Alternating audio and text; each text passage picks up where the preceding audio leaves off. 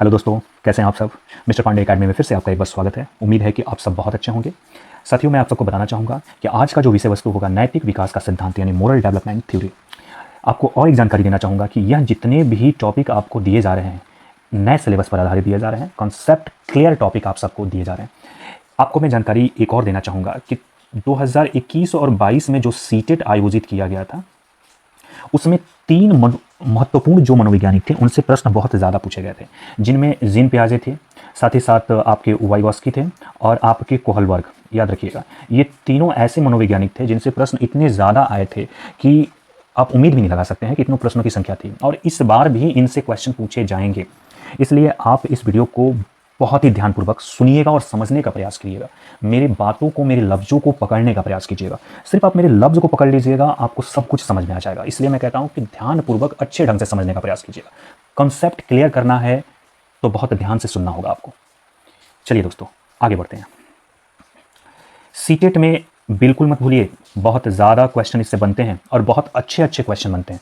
आपके कॉन्सेप्ट अगर क्लियर नहीं होंगे तो ये क्वेश्चन का आप जवाब नहीं दे पाइएगा। इसलिए मैं कहता हूं कि वीडियो को अंत तक देखिए, कॉन्सेप्ट को समझने का प्रयास कीजिए, मेरी बातों को सुनकर समझने का प्रयत्न कीजिए। आइए एक एक पॉइंट को देखने का प्रयास करते हैं। क्या क्या विषय वस्तु लॉरेंस कोहलबर्ग में हमें मिलेंगे, उनकी थ्योरी हमें जो दी गई है उसमें हमें क्या देखने को मिलेगा, एक एक पॉइंट को समझने का प्रयास करते हैं। लॉरेंस कोहलबर्ग द्वारा नैतिक विकास का सिद्धांत हम सबके समक्ष दिया गया है। यह अमेरिका के मनोवैज्ञानिक हैं। साथ ही साथ इनका जो जन्म हुआ था 25 अक्टूबर 1927 में हुआ था तथा उनकी मृत्यु जो हुई थी 19 जनवरी 1987 में हुई थी।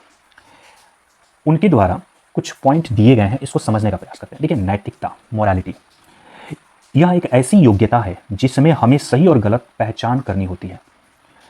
बालक के अंदर यह गुण अपने समाज एवं वातावरण के परिवेश से प्राप्त होता है। ध्यान से सुनिएगा, नैतिकता जो होती है यह क्या है, एक ऐसी योग्यता है जिसमें हम सही और गलत की पहचान करते हैं। सही और गलत का मतलब क्या हुआ, यानी हमें यह जानने का प्रयास करना होता है कि क्या सही और क्या गलत है। नैतिकता, और ध्यान देने योग्य बात है कि बालक के अंदर यह जो गुण प्राप्त होता है, यानी हम सभी बालक के रूप में होंगे और बालक से वयस्क में आए होंगे, बालक से बड़े हुए होंगे, यानी बच्चे से बड़े होंगे, तो हमें भी जो नैतिकता प्राप्त हुई होगी, कहाँ से प्राप्त होगी, समाज एवं वातावरण में जो परिवेश होते हैं, जो हमारे आसपास के जो परिवेश होते हैं, उन्हीं से यह प्राप्त होता है। तो ये बहुत इंपॉर्टेंट पॉइंट है कि नैतिकता हमें कहाँ से प्राप्त होती है, समाज एवं वातावरण के परिवेश से प्राप्त होती है। साथ ही साथ बालक उम्र के साथ साथ नैतिकता एवं अनैतिकता को समझने में काबिल हो जाता है। ध्यान देखिएगा, नैतिकता और अनैतिकता यानी क्या सही है और क्या गलत है, यह समझने के वो काबिल हो जाता है। क्या चीज़ नैतिक है और क्या अनैतिक है, यानी कहने का मतलब है कि क्या सही है और क्या गलत है, वह समझने में क्या कौन काबिल हो जाता है, बालक काबिल हो जाता है। कब, उम्र के साथ साथ, जैसे जैसे उम्र बढ़ती है वैसे वैसे उसके अंदर काबिलियत आती जाती है। आगे बढ़ते हैं। कोहलबर्ग नैतिकता के समझ के लिए छोटे छोटे कथा एवं कहानियों को सुनाया करते थे। ध्यान से देखिएगा, कोहलबर्ग जो थे वो छोटे छोटे कहानियों को और कथा को सुनाकर उससे संबंधित नैतिक समस्या देते थे और समस्या देकर उसे प्रश्न पूछते थे तथा बालक का क्या नैतिक समझ है यह जानने का वो प्रयास करते थे कि बालक किस प्रकार की अपनी योग्यता से उसका जवाब देता है। आइए आगे बढ़ते हैं, और क्या कुछ खास है इसके बारे में थोड़ा जानना चाहिए। ध्यान रखिएगा, उनकी एक बहुत चर्चित कथा है जो निम्न है। ध्यान से सुनिएगा, इससे सीटेट में प्रश्न पूछे गए हैं, इसलिए इस कहानी को थोड़ा अच्छे से समझने का प्रयास कीजिएगा। देखिए, यूरोप में एक महिला मौत के कगार पे थी। डॉक्टरों ने कहा कि एक दवाई है जिससे शायद उसकी जान बच जाए। वे एक तरह का रेडियम था जिसकी खोज उस शहर के एक फार्मासिस्ट ने किया। अब ध्यान देने योग्य बात क्या क्या है, ध्यान से सुनिएगा। उस दौरान ही की थी, कौन किया था, रेडियम का खोज उस शहर के एक फार्मासिस्ट ने किया था। दवाई बनाने का खर्च बहुत था और दवाई वाले दवाई बनाने के खर्च से 10 गुना पैसा मांग रहा था। अब ध्यान देने वाली बात है, उस औरत के इलाज के लिए उसके पति हाइंज, शॉर्टकट में हिंज नाम हम लोग अक्सर बोलते हैं लेकिन हाइंज उसका नाम है, उसके पास गया जिन्हें वो जानता था। फिर भी केवल कुछ ही पैसे वो इकट्ठा कर पाया। दवाई के दाम से आधे ही पैसे उसके पास हो पाए। उसने दवाई वाले से कहा कि, क्या कहा, थोड़ा ध्यान दीजिएगा, पत्नी मरने वाली है। कहा कि उसकी पत्नी मरने वाली है, वे उस दवाई को सस्ते में दे दे, वह उसके बाकी पैसा बाद में दे देगा। फिर भी दवाई वाले ने मना कर दिया। दवाई वाले ने कहा कि मैंने यह दवाई खोजी है, मैं इसे बेचकर पैसे कमाऊंगा। तब हाइंज, शॉर्टकट में हिंज, ने मजबूर होकर दुकान तोड़कर वह दवाई अपनी पत्नी के लिए चुरा ली। अब देखिए, यह कहानी जो आपके समक्ष मैंने प्रस्तुत किया, यह लॉरेंस कोहलबर्ग की बहुत चर्चित कहानी है। यह कहानी को सुनाकर वह कौन कौन से संभावित प्रश्न पूछते थे, थोड़ा ध्यान देने योग्य बात है। बच्चों से कोहलबर्ग द्वारा पूछे जाने वाले संभावित प्रश्न। अब ध्यान दीजिएगा, इसमें मोरल डेवलपमेंट क्या हो रहा है, नैतिक विकास किस तरीके से बच्चे के अंदर जन्म ले रहा है, पनप रहा है, या जानने का प्रयास लॉरेंस कोहलबर्ग कर रहे हैं। अब देखिए, इस प्रश्न से आपका भी डाउट थोड़ा थोड़ा क्लियर होगा कि आखिर नैतिक विकास है क्या। आगे बढ़ते हैं। क्या हिंज को वो दवाई चुरा लेनी चाहिए थी? अब यहाँ सही और गलत की बात है। बच्चे से यह प्रश्न हो रहा है कि क्या हिंज को वे दवाई चुरा लेनी चाहिए। अब बच्चा बोलेगा नहीं चुरानी चाहिए थी, कोई बच्चा बोलेगा चुरानी चाहिए थी। अब हर बच्चे अपने तौर तरीके से इस प्रश्न का जवाब देंगे। साथ ही साथ उनका सेकेंड और थर्ड जो प्रश्न है क्या क्या है, एक एक करके देखना चाहते हैं हम सब। क्या चोरी करना सही है या गलत, और है तो क्यों सही है, और गलत है तो क्यों गलत है। अब बच्चे के अंदर एक कंफ्यूजन पैदा कर उससे सही और गलत का जो फैसला लेने पर ये मजबूर कर रहे हैं, तो यह ही नैतिक विकास का चरण है। साथ ही साथ अगला प्रश्न संभावित क्या हो सकता है उनके द्वारा, ध्यान से देखिए। क्या यह एक पति का कर्तव्य है कि वह अपनी पत्नी के लिए दवाई चोरी करके लाए? क्या एक पति का कर्तव्य है कि वो अपनी पत्नी के लिए दवाई चोरी करके लाए? अब इसमें क्या जवाब हो सकता है एक बच्चे का, यह नैतिक विकास के चरणों को डिफाइन करता है। अगला पॉइंट कह रहा है, क्या दवाई बनाने वाले को हक है कि वह दवाई को इतने पैसे मांगे? ध्यान से देखिएगा, क्या दवाई बनाने वाले को हक है कि वह जो दवाई की वाजिब कीमत से 10 गुना 20 गुना पैसा मांगे? साथ ही साथ वह और भी समस्या दे रहे हैं, क्या ऐसा कोई कानून नहीं है जिससे दवाई की कीमत पर अंकुश लगाया जा सके? अगर है तो क्यों नहीं है, क्या होगा और क्यों नहीं होगा, इस पर सब चर्चा करते हैं और एक एक प्रश्न में वह जवाब लेने का प्रयास करते हैं। साथ ही साथ बच्चे की योग्यता को भांपने का प्रयास करते हैं कि किस तरीके से वह उस पॉइंट तक पहुंचे। अब ध्यान देने योग्य बात है, जितने भी प्रश्न यहां पर पूछे गए हैं, इन सब में 2 डिसीजन आपके दिमाग में आएंगे। अब 2 डिसीजन क्या है, आइए देखते हैं। हिंज डिलेमा, ध्यान देखिए, इस सिचुएशन में क्या हो सकता है। बच्चे द्वारा यह, बच्चे के संदर्भ में यह प्रश्न रखा गया लॉरेंस कोहलबर्ग द्वारा, तो क्या क्या सिचुएशन पैदा हुए ये सब आपने देखा, और उनमें 2 पॉइंट सामने निकल के आया। पहला, नैतिक दुविधा। वह एक बच्चा यह सोचकर दुविधा में है कि क्या सही हिंज ने किया कि गलत किया, इसका वह अभी अपने अंदर विचार कर रहा है, नैतिक विचार कर रहा है, यानी विचार में लगा हुआ है, अभी उस बारे में डिसीजन नहीं ले पा रहा है, यह कार्य सही है या गलत है ये अभी क्लियर नहीं कर पा रहा है। तो वैसी कंडीशन को हमेशा याद रखिएगा, नैतिक दुविधा बोला जाता है, और जिसे इंग्लिश में हम लोग बोलते हैं मोरल डिलेमा। यह प्रश्न पूछता है कभी कभी कि एक बच्चे द्वारा यह कार्य संपादित की गई, या साथ ही साथ बच्चा अभी क्या है, अभी नैतिक विचार कर रहा है, अभी उस काम को प्रोसेसिंग में कर रहा है। तो लॉरेंस कोहलबर्ग के द्वारा यह किस अवस्था में अभी है, तो याद रखिएगा नैतिक दुविधा की अवस्था में बच्चा है। जब बच्चा विचार कर रहा है, अभी प्रोसेस में अपने माइंड को लगा के रखा है, तो अभी दुविधा में है, अभी क्लियर नहीं हो पा रहा है, अभी सेटिस्फाइड नहीं हो पा रहा है, उस काम में वह सही डिसीजन नहीं ले पा रहा है। तो वैसे सिचुएशन को हम लोग बोलते हैं मोरल डिलेमा। साथ ही साथ अगर बच्चा डिसीजन ले लिया, निर्णय ले लिया कि नहीं हिंज ने सही किया है, जैसे में हिंज द्वारा लिया गया निर्णय, हिंज ने क्या किया, चोरी। तो जब उसने चोरी किया तो डिसीजन ले लिया कि नहीं अपनी पत्नी की जान हमें बचानी है और हमें चोरी करनी है। तो याद रखिएगा, ऐसी सिचुएशन में जब बच्चा उस डिसीजन को ले लिया, लेने के उपरांत उसको कार्य को किया या फिर अपने जवाब दिया, तो ऐसी स्थिति में हम लोग क्या बोलते हैं, मोरल रीजनिंग। और मैं आप सबसे बताना चाहूंगा कि आप कोशिश यही कीजिएगा इंग्लिश में समझने का। मेरी बात समझिए, ये थ्योरी आप हिंदी में अपने आप को समझिए, अपने आप में हिंदी में समझिए, लेकिन इंग्लिश में इसका नाम जरूर याद रखिए। इससे मैं क्यों बोल रहा हूँ, उसका रीज़न है। देखिए, इंग्लिश जो वर्ड होते हैं ना, वो चेंज नहीं होते हैं सीटेट में, अन्यथा हिंदी में ऐसे ऐसे पॉइंट आपको मिलेंगे जिसमें आप हमेशा कंफ्यूज हो जाइएगा। तो मैं इसलिए बोल रहा हूँ कि आप इसे इंग्लिश में कीजिएगा। आगे चलते हैं, अगला टॉपिक देखते हैं। देखिए, यहाँ ध्यान देने वाली बात है कि इस दोनों कंडीशन में, एक में बच्चा अभी प्रोसेसिंग कर रहा है, एक में बच्चा डिसीजन ले रहा है। तो जब प्रोसेसिंग होगा तो मोरल डिलेमा हो जाएगी, और जब वो एकदम क्लियर हो गया कि नहीं हमें यही करना है और यही नहीं करना है, तो उसमें मोरल रीजनिंग बोलेंगे। समझ में आ गया? आगे चलते हैं। कोहलबर्ग ने, ध्यान रखिएगा, कोहलबर्ग ने नैतिक विकास के कुल 3 चरण दिए हैं। याद रखिएगा, 3 लेवल दिए हैं, ठीक ना, 3 लेवल्स दिए हैं। और देखने योग्य बात यह है कि इसमें 6 अवस्थाएं दिए हैं। अब प्रत्येक में क्या है, एक लेवल में करीबन 2 अवस्थाएं हैं, ठीक ना। इसी तरीके से 3 लेवल हैं, तो 3 लेवल में क्या है, कुल मिला के 6 अवस्थाएं। आइए 6 अवस्थाओं को एक एक करके यहाँ समझने का प्रयास करते हैं, ध्यान दीजिएगा। पहला चीज ये हो गया आपका प्री कन्वेंशनल मोरालिटी, जिसमें पहला और दूसरा चरण है। पहला में ये कह रहा है कि punishment and obedience stage. Second ये कह रहा है एक्सचेंज स्टेज या फिर स्टेज ऑफ ईगो। थर्ड और फोर्थ दोनों एक हैं, जिसको हम लोग बोलते हैं कन्वेंशनल मोरालिटी, जिसमें good boy and good girl stage आते हैं, stage of law and order. Fifth और सिक्स्थ तीसरी लेवल है, और ये फिफ्थ स्टेज है, सिक्स्थ स्टेज है। फिफ्थ स्टेज में कहता है सोशल कॉन्ट्रैक्ट और यूनिवर्सल प्रिंसिपल। एक एक करके इन सारे पॉइंट को हम लोग समझने का प्रयास करेंगे और जानने का प्रयास करेंगे कि हर अवस्था में बच्चे का जो विकास होता है किस स्तर से होता है, कैसे होता है, किस प्रकार से होता है, बच्चे की जो विकास नैतिक की होती है, यानी नैतिकता जो उनमें बेहतर होता है, वो किस प्रकार से होते रहता है। एक एक पॉइंट को समझने का प्रयास करते हैं। आइए देखते हैं। इस पॉइंट को नोट कर लीजिएगा। कभी कभी क्वेश्चन में आ जाता है कि ये बताइए कि नैतिक विकास में कुल कितने लेवल हैं, तो 3 लेवल है, 6 स्टेज है। आइए पहली अवस्था के बारे में थोड़ा सा जानकारी ले लेते हैं। पहला जो अवस्था आपके समक्ष यहाँ पर उपस्थित है, यानी देखिएगा ये लेवल है सब, पूर्व परंपरागत स्तर या फिर प्राक रूढ़िगत स्तर भी बोलते हैं। इसके अन्य नाम भी हैं, इसलिए मैं कहता हूँ कि आप इंग्लिश में याद कीजिए, आपके लिए फॉर बेटर होगा। इंग्लिश में बस एक ही नाम है, प्री कन्वेंशनल। याद रखिएगा, प्री कन्वेंशनल मोरालिटी लेवल। दूसरा है कन्वेंशनल मोरालिटी लेवल, यानी परंपरागत स्तर और रूढ़िगत स्तर। तीसरा जो स्तर आपका है ये है उत्तर परंपरागत स्तर, पोस्ट कन्वेंशनल मोरालिटी लेवल। तो पहले पॉइंट की तरफ आगे बढ़ते हैं, यानी प्री कन्वेंशनल लेवल, पूर्व नैतिक स्तर। यह अवस्था जो होती है 4 से 10 वर्ष की अवस्था कहलाता है। यह जो लेवल होता है 4 से 10 वर्ष के बच्चों के लिए होता है। इस अवस्था में बालक का नैतिक ज्ञान नहीं होता है। याद रखिएगा, जो नैतिक ज्ञान होता है वो 0 होता है, यानी 0। उसके अंदर नैतिकता नहीं होती है। वह बड़ों का कैसे सम्मान करना चाहिए, छोटों को कैसे प्यार देना चाहिए, वो नहीं जानता है इस बारे में। उसमें नैतिकता का ज्ञान बिल्कुल नहीं है। उसको कैसे आदर सम्मान ये सब करना चाहिए, ये सब नहीं जानता है। नैतिक विकास उसका नहीं हुआ है, जिस कारणवश बालक सही और गलत का फैसला नहीं ले पाता है। उसको तो पता ही नहीं है कि क्या सही है और क्या गलत है।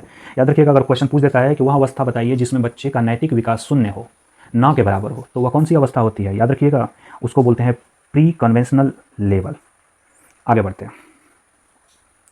इस अवस्था में बालक का नैतिक किसी अन्य सदस्य के विचार पर आधारित होता है। ध्यान देने वाली बात है, इसमें जो नैतिकता उसकी होती है वो अन्य सदस्य के विचार पर आधारित होती है, जैसे माता पिता, भाई बंधु, घर के वयस्क सदस्य यानी बड़े बुजुर्ग जो भी होते हैं उनके आधार पर होती है। अगर पापा मम्मी दादा दादी, अगर दादाजी बोले कि बेटा घर पे कोई भी आए आपको हाथ जोड़ के प्रणाम करना है, तो वो बच्चा उनके द्वारा नैतिक विकास जो किया गया है उसी के आधार पर वह कार्य करेगा। वो दोनों हाथ जोड़कर प्रणाम करेगा। उसके अंदर अपनी मोरालिटी नहीं है, अपने पास उसके पास नैतिकता नहीं है कि आते कहेंगे दोनों पैर छू के प्रणाम करे, हाथ जोड़ के प्रणाम करे, या फिर good morning, good afternoon, good evening ऐसे शब्दों का इस्तेमाल करे। वह हमारे द्वारा बताए गए नैतिकता पर वह अपना कार्य, अपना विचार आधारित करेगा। आगे चलते हैं। इस अवस्था के अंतर्गत 2 अवस्थाएं बनी है। याद रखिएगा, इस लेवल स्तर, इस स्तर के अंतर्गत 2 अवस्थाएं आती हैं। कौन कौन सी आती हैं, एक एक करके देखने का प्रयास करते हैं। इसमें बालक नैतिक विकास दंड आज्ञा पर आधारित होता है। पहला याद रखिएगा, दंड एवं आज्ञा पर आधारित होती है। यानी पहला लेवल इसका क्या है, फर्स्ट स्टेज। इसका क्या है, फर्स्ट स्टेज, कि बालक में दंड एवं आज्ञा पर आधारित होता है। आगे चलते हैं। जैसे में हिंज द्वारा की गई चोरी, बालक के नैतिकता के आधार पर दंड प्राप्त करना। यानी उसको ऐसा लगा कि हिंज ने जो दवाई चोरी की है वो गलत किया है, ठीक ना। बालक का नज़र क्या होता है, नज़र में वो गलत पाया गया, या फिर वो सही पा सकता है। बालक बोलेगा नहीं चोरी करना ठीक था, या फिर वो क्या बोलेगा नहीं गलत था।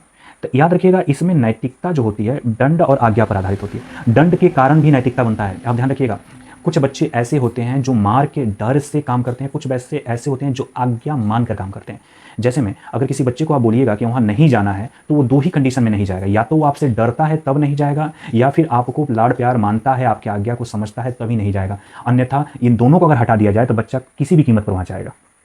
इसलिए यह जो उम्र होता है, इस उम्र में आज्ञा एवं दंड पर ही उसकी नैतिकता विकसित होती है। अगर बोल दिया जाएगा सुनो कल से प्रणाम करना है सबको, नहीं तो बड़ा मार मारूंगा, तो बच्चा डर से सबको प्रणाम करेगा। या फिर आप प्यार से समझाइएगा बेटा जो भी घर में हमारे बड़े बुजुर्ग सदस्य अगर आते हैं आपको दोनों हाथ जोड़कर आपको प्रणाम करना है, good evening, good afternoon, good afternoon, good evening, good morning आपको बोलना है। तो ऐसे स्थिति में बच्चा समझते हुए आपकी आज्ञा मानकर कार्य करेगा। अन्यथा डर के भरोसे आप काम करेगा, डर के साथ काम करेगा कि अगर मैं इस गुड इवनिंग, गुड आफ्टरनून या फिर प्रणाम हाथ जोड़कर मैं नहीं बोलूँगा तो पापा मम्मी या भैया चाचा चाची दादा दादी हमको पीटेंगे। आगे बढ़ते हैं। ध्यान रखिए, दूसरा जो स्टेज होता है उसको हम लोग बोलते हैं इंस्ट्रूमेंटल। याद रखिएगा, इंस्ट्रूमेंटल एक्सचेंज। ये अवस्था एक ऐसी अवस्था है जिसमें बालक जो होता है जैसे कि तैसे, याद रखिएगा यह अवस्था कैसी अवस्था है, ध्यान रखिएगा, जैसे कि तैसी अवस्था है। अब ये है क्या चीज़ हम आपको बता दें। इस अवस्था में बालक वैसा व्यवहार करता है जैसा आप कीजिएगा। इस अवस्था में कहने का मतलब यह है कि बच्चा वैसा व्यवहार करेगा। अब बच्चे के साथ अगर बदतमीजी से पेश आइएगा तो बच्चे भी आपके साथ बदतमीजी के साथ पेश आएगा। इस अवस्था में अगर आप बच्चे को प्यार दीजिएगा तो बच्चा आपको भी प्यार करेगा। इस अवस्था में बच्चे को आप एक चाटा अगर मार दीजिएगा तो बच्चा भी क्या करेगा, आपको 2 चाटा मार देगा। देखिएगा छोटे छोटे बच्चे जो होते हैं 4 साल से 10 साल के बीच में, मैक्सिमम हम कह सकते हैं 4 से 6 साल के वर्ष की जो आयु के बच्चे होते हैं, आप उसे अगर एक चाटा मार दिए तो वो उल्टा आपको एक चाटा और खींच देगा, 2 चाटा खींच देगा, क्योंकि उसके अंदर मोरालिटी डेवलपमेंट नहीं हुई है, नैतिक विकास नहीं हुआ है, जिस कारण बस वो ये नहीं समझ रहा है कि बड़े हम पर हमसे बड़ों को हाथ नहीं उठाना चाहिए। वो ये सोच रहा है क्या चीज़, हमको एक चाटा वो मारे हैं ना तो हम 2 चाटा मारेंगे। तो याद रखिएगा, ऐसी स्थिति को जैसे कि तैसी की अवस्था बोला जाता है। दूसरा उदाहरण मैं आपको देना चाहूँगा। छोटे बच्चे होते हैं, आप एक शिक्षक हैं, जैसे आप हमेशा देखते होंगे कि बच्चे अगर किसी को अपना लंच बॉक्स शेयर करते हैं तो हमेशा उम्मीद रखते हैं कि कल लाएगा ना तो कल उसके लंच में से हम खाएंगे, यानी आज तुम मेरा लंच में से खा लो, मैं तुम्हारे लंच से कल खाऊंगा। तो ये जैसे कि तैसा व्यवस्था होता है, यानी जैसा आप वो दूसरी अवस्था, यानी ध्यान रखिएगा, जैसा वो व्यवहार करेगा वैसा ही आप करिएगा। इसी अवस्था को जैसे कि तैसी अवस्था बोलते हैं, जिसको हम लोग बोलते हैं क्या चीज़, टिट फॉर टैट। ये हमसे गुस्सा है, हम भी इससे गुस्सा है, इसी को बोलते हैं टिट फॉर टैट की अवस्था। ध्यान रखने वाली बात है कि यह अवस्था अहंकार भरी होती है, यानी इसमें बहुत ज़्यादा ईगो होता है, बहुत ज़्यादा अहंकार होता है। अच्छा वो हमसे नहीं बोलेगा, हम भी नहीं बोलेंगे, ठीक ना, वही नहीं, हम भी नहीं बोलेंगे, ठीक ना, वही ज़्यादा तेज़ बन रहा है, हम भी तेज़ हैं। तो ऐसे स्थिति में अहंकार उत्पन्न होता है, ठीक ना, ईगो स्टेज इसको बोला जाता है। और ध्यान देने योग्य बात है कि ये बच्चा इस अवस्था में स्वाभिमानी होता है, ठीक ना, वो झुकना पसंद नहीं करता है, ना ही झुकना ना ही टूटना, वो हमेशा अपने स्वाभिमान के साथ होता है। नहीं बोलेंगे ना तो हम भी नहीं बोलेंगे, अहंकार भी रहता है, साथ ही साथ स्वाभिमान भी रहता है। आइए, यह पहला लेवल खत्म हो चुका है, दूसरे लेवल की तरफ बढ़ते हैं। दूसरा जो लेवल है वो कन्वेंशनल लेवल है, जिसमें बच्चों की जो आयु होती है, इस पर विशेष ध्यान रखिएगा, यह प्रश्न हमेशा पूछता है कि कन्वेंशनल स्टेज लेवल जो होता है उसमें बच्चों का जो आयु होता है कितने वर्ष का होता है। तो याद रखिएगा 10 से 13 वर्ष के बच्चे की इसमें शामिल होते हैं, सम्मिलित रहते हैं। इस अवस्था में बालक का नैतिक विचार किसी अन्य व्यक्ति के नैतिक विचार पर निर्भर करता है। याद रखिएगा, निर्भर करता है, यानी जो बालक का नैतिक विचार होगा वो किसी अन्य व्यक्ति, कोई जैसे टीचर हो गए, माता पिता हो गए, बड़े भाई हो गए, घर के वयस्क सदस्य हो गए, उनके विचारों पर निर्भर करता है। ध्यान रखिएगा, आगे बढ़ते हैं। जैसे में आपके द्वारा दिया गया निर्णय के अनुसार खुद को समायोजित कर सही और गलत का फैसला लेना। जो आपने निर्णय दिया है उसमें उसी के अनुसार खुद को समायोजित करेगा, खुद को समायोजित कर सही और गलत का फैसला लेगा। किस अवस्था में, हमेशा याद रखिएगा, कौन सी अवस्था में यह कार्य करेगा, कन्वेंशनल लेवल में, यानी इसकी आयु कितनी हो गई, 10 से 13 वर्ष।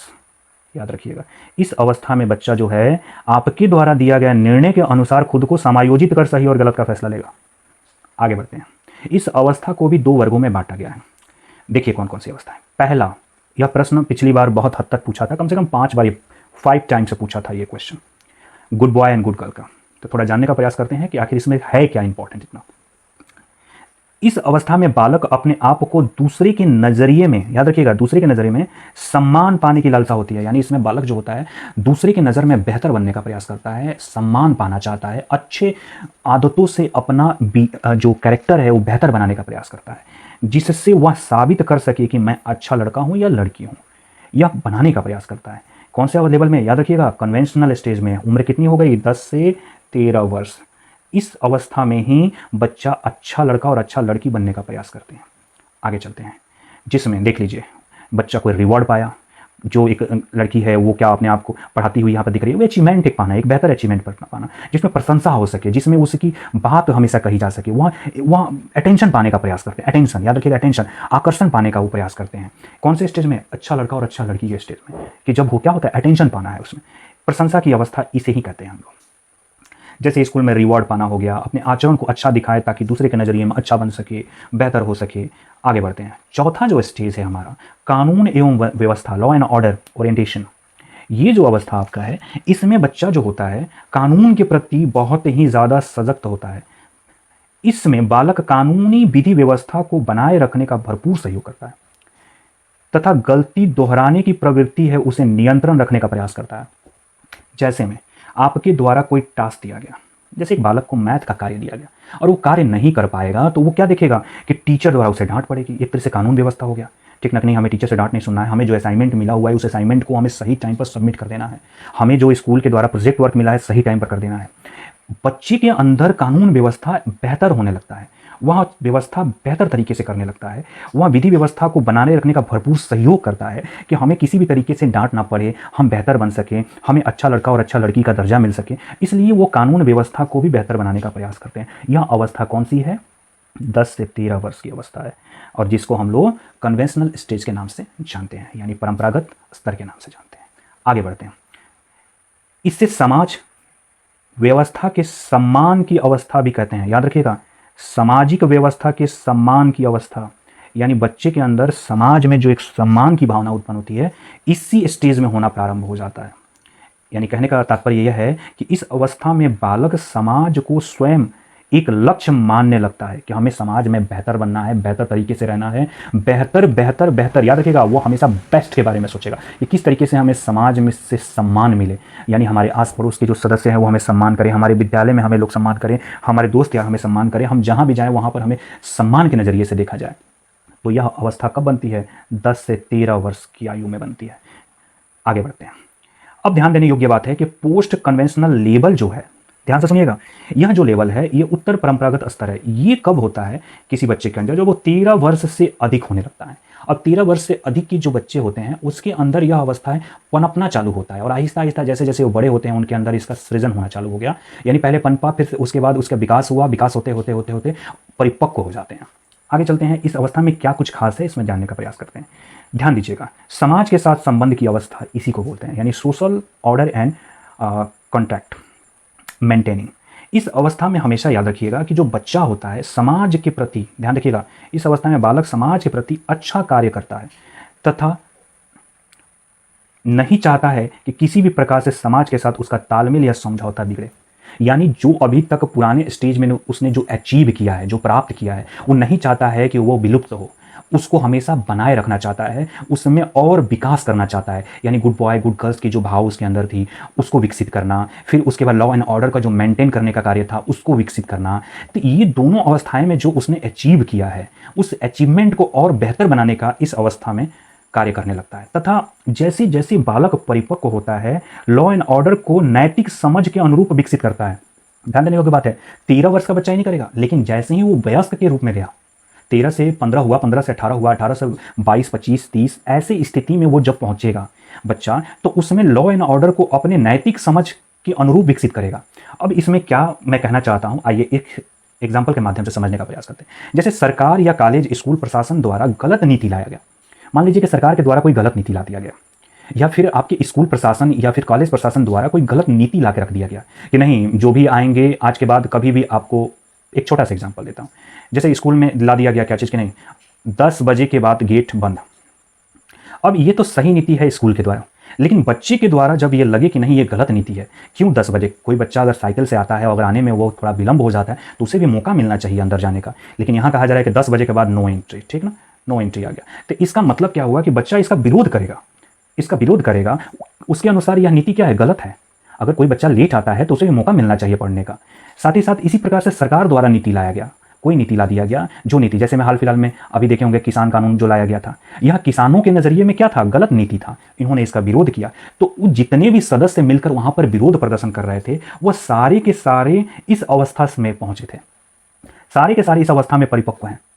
या फिर आपके द्वारा, हमारे द्वारा शिक्षक भर्ती नियोजन इकाई के तहत प्राप्त करने के लिए आप धरना प्रदर्शन करते हैं, आप लड़ाई करते हैं, आप हमेशा आंदोलन करते हैं, तो यह कौन सी अवस्था आपने परिपक्व हो गए हैं? 5वां जो स्टेज है इसमें आप परिपक्व हो गए हैं। आप जान गए हैं कि लॉ एंड ऑर्डर को किस तरीके से लेकर चलना है, क्या सही है और क्या गलत है, क्या हमारे लिए सरकार सही कर रहा है और क्या गलत कर रहा है। इसी अवस्था में वह परिपक्व हो जाता है। आइए एक और हम उदाहरण इसके लिए देना चाहेंगे। जैसे में एक एग्जाम्पल आया हुआ था, एक प्रश्न आया हुआ था कि एक व्यक्ति द्वारा बहुत टैक्स नहीं भरा जा रहा है, कारण उसने बताया कि सरकार ने अननेसेसरी डैम का निर्माण करना चालू कर दिया। तो उसका कहना था कि हमारे टैक्स के पैसे से यह बेफिजूल खर्च करते हुए डैम का निर्माण किया जा रहा है, यह किसी और योजना कार्य में लगाया जाता तो सफलता हासिल होती। उसने टैक्स पे करना बंद कर दिया। तो यह सीटेट में पूछा गया प्रश्न है। तो यह पूछा गया था कि वह बच्चा, वह सदस्य लॉरेंस कोहल वर्ग के अनुसार किस अवस्था में है, किस अवस्था में है, किस अवस्था में परिपक्व हो चुका है।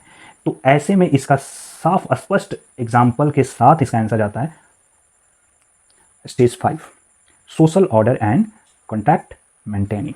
इसलिए मैं बोलता हूँ इंग्लिश में इसका याद कीजिए ताकि आपको कंसेप्ट समझ में आए। आगे बढ़ते हैं। सार्वभौमिक अवस्था, याद रखिएगा, ये जो अवस्था है, ये अवस्था जानते हैं कब आता है? जब इंसान अपना हित और अनहित छोड़कर अन्य का मतलब क्या, जब विकास के भाव में सोचने लगे, जैसे मैं देश का हो गया, समाज का हो गया, दुनिया का हो गया, हित के बारे में सोचना चालू कर दे। यानी इस अवस्था में बालक हित को ना सोचते हुए, अपने हित को ना सोचते हुए, दुनिया के बारे में, देश के बारे में अपना सोच एक प्रारंभ कर दे। ऐसी अवस्थाएं जो होती है, वो अवस्थाएं समझ लीजिए क्या ना कि आपको ग्रेजुएट, पोस्ट ग्रेजुएट होने के बाद ही होती है। जैसे हमारे ऋषि मुनि हमेशा यज्ञ करते थे दूसरे की भलाई के लिए। फिलोसफर हमेशा कुछ ना कुछ फिलॉसफी देते हैं अपने देश समाज को सुधारने के लिए। आध्यात्मिक गुरु हमेशा अपने शब्दों से, अपनी बातों से कुछ ना कुछ विशेष तरीके से समझाने का प्रयास करते हैं, समाज को सुधारने का प्रयास करते हैं। तथा स्वतंत्रता सेनानी किस तरीके से, हमारे स्वतंत्रता सेनानी यानी गांधी जी हो गए हमारे, साथ ही साथ पंडित जवाहरलाल नेहरू हो गए, सरदार वल्लभ भाई पटेल हो गए, को भगत सिंह हो गए, नथुराम गोड्स हो गए, ये सब किस तरीके से स्वतंत्रता सेनानी जो कार्य किए हैं, ये क्या क्या हैं, अपने आप से हटकर यानी खुद के लाभ को छोड़ते हुए उन्होंने देश हित में कार्य किया। सुभाष चंद्र बोस ने जैसे कार्य किया, इस तरीके से कार्य जो भी महापुरुष करते हैं वह कौन सी अवस्था में करते हैं? याद रखिएगा, सार्वभौमिक अवस्था में करते हैं। ऐसी अवस्था में जो भी पहुंचता है, जो भी बालक होता है, अपने हित के बारे में ना सोचकर समस्त के बारे में सोचता है। वहां मैं शब्द हट जाता है और हम शब्द जुड़ जाता है। आइए साथ ही साथ बताना चाहेंगे, इस अवस्था में बहुत कम ही पहुंच पाते हैं लोग। तो मैं आप सबको जानकारी देना चाहूंगा कि ये जो अवस्था होती है, ये अवस्था अंतिम पड़ाव है, यानी नैतिक विकास का अंतिम अवस्था है। इस अवस्था में बहुत कम ही कोई सदस्य पहुंच पाते हैं। चलिए साथियों, ये छोटे से टॉपिक के साथ आज का जो नैतिक विकास का सिद्धांत जो है खत्म हुआ। मैं आप सबको बताना चाहूंगा कि बहुत जल्द आपको नए वीडियो मिलेंगे नए टॉपिक के साथ। तब तक बने रहिए मिस्टर पांडे एकेडमी के साथ। जय हिंद, थैंक यू। साथ ही साथ मैं एक और बातों का जिक्र कर दूं, अगर अच्छा लगे तो लाइक जरूर कीजिएगा, चैनल को सब्सक्राइब कीजिए और अपना प्यार और सपोर्ट इस चैनल को जरूर दीजिए ताकि मैं और बेहतर वीडियो आपके समक्ष ला पाऊँ। मिलते हैं फिर नेक्स्ट वीडियो में।